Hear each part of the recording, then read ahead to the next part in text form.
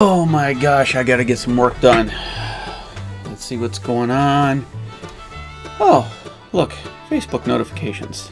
Let's see what's going on there. Everybody posted stuff about rides, mountain biking, menus, advertise. Why are there so many advertisements on Facebook anymore? Huh.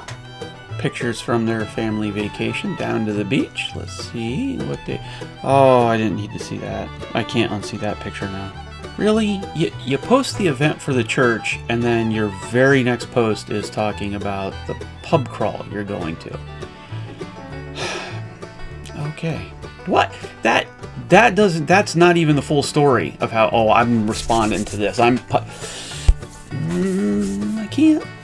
Okay, let it go. Oh, looks like my aunt got hacked again. That's not her ID, I'm positive. I'm already friends with her. I don't understand. Facebook can block millions and millions of people, but you can't catch scammers in Nigeria for doing this sort of hacking. Nice.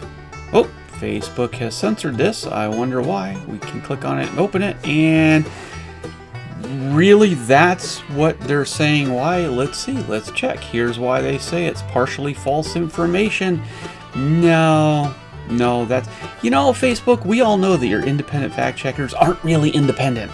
I'm even on here. Oh, that's just ridiculous. Oh, that's gonna... Oh, I'm gonna start marking that for my sermon on Sunday. That's gonna be... Nope, I gotta let it go. No, look. Oh, look, my buddy from high school posting a picture of us from back in the day on Throwback Thursday. Let's see what the picture is. Oh, no, Dak, you gotta get that off. Oh, memories. I wonder I posted 10 years ago. Yeah, I know I looked younger 10 years ago, but what about, really? That was my thought process 10 years ago? Why is this all still on the internet? Hey everybody, welcome to Faithcast, where we share the truth and love without pushing religion. So this is my announcement out to my circle of friends and to the church family, and really to all of you online who are been connecting with me. I am done with social media, and I have several reasons for it. This is not one of those videos where I'm going to go off and talk about how social media is evil and it's of the devil and Mark Zuckerberg is of Satan or anything stupid like that. You know, I hope when I did the opening there, you all got a little bit of a chuckle, and most of you probably thought, oh yeah, you know, that's where I've been. And you know, one of the things I didn't finish with was the fact that you can sit there for hours and just waste so much time. Even though we say we don't, we do.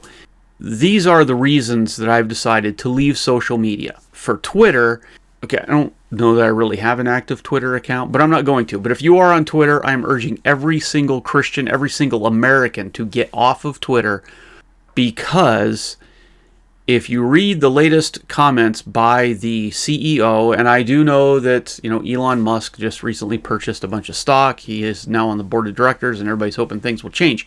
However, the current CEO announced that, in a very long comment, that they don't feel that there should be a protection of the First Amendment. That's not why they are there. And any of us, especially those of us in the faith, we should know how important the First Amendment really is.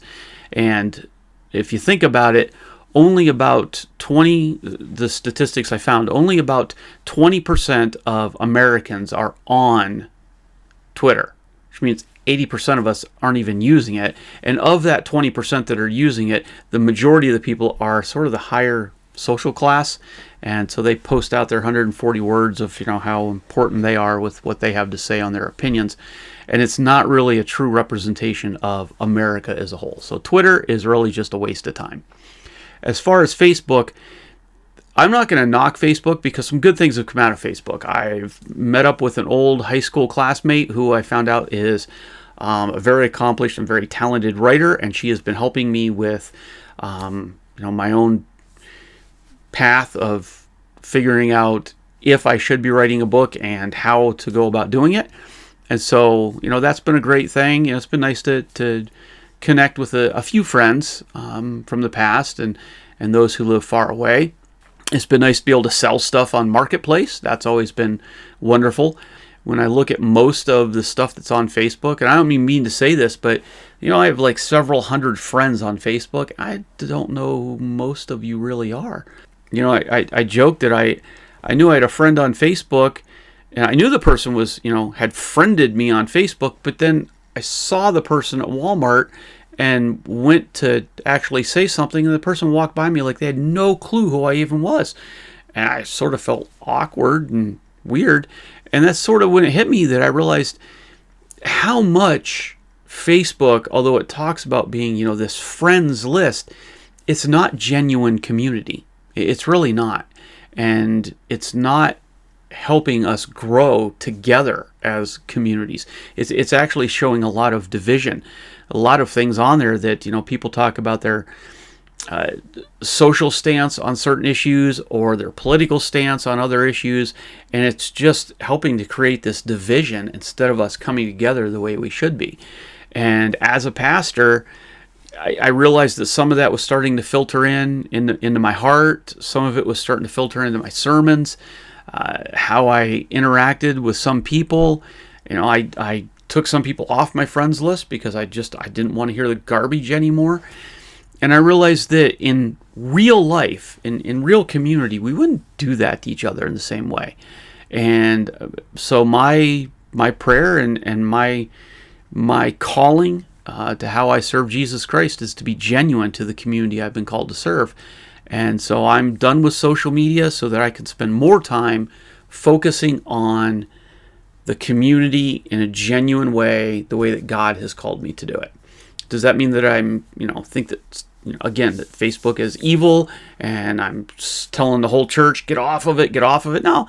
In fact, we will still have our Faith in the Forest Facebook, page. It'll just be run by our head of IT over there.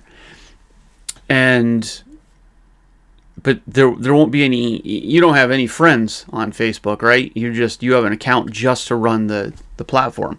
And that's because there are people out there that want to know what's going on with the church. When you're posting events, it was a positive thing of Facebook. And so those things will still be out there.